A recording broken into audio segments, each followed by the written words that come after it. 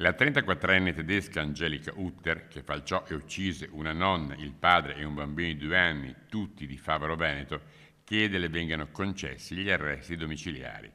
La richiesta di modifica della misura cautelare, avanzata dal suo legale avvocato Giuseppe Triolo, fa leva sulle delicate condizioni di salute. Utter era stata investita lo scorso 28 dicembre a Ronco all'Adige e anche se fisicamente sta abbastanza bene, continuano a destare preoccupazione le sue condizioni psicologiche, giudicate ancora compromesse.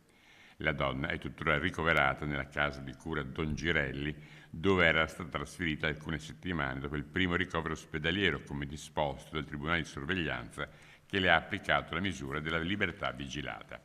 Ora si attende la decisione dei giudici, cui è stata presentata richiesta affinché possa scontare agli arresti domiciliari la condanna a 4 anni e 8 mesi inflitta dopo il tragico incidente avvenuto il 6 luglio 2023 in centro a Santo Stefano.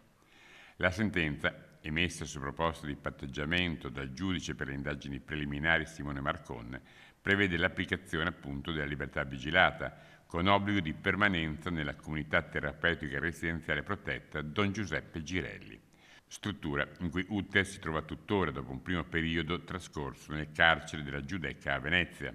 All'interno della comunità terapeutica prosegue il suo percorso di recupero con impegni quotidiani in attività stabilite dai medici e dall'organizzazione del centro.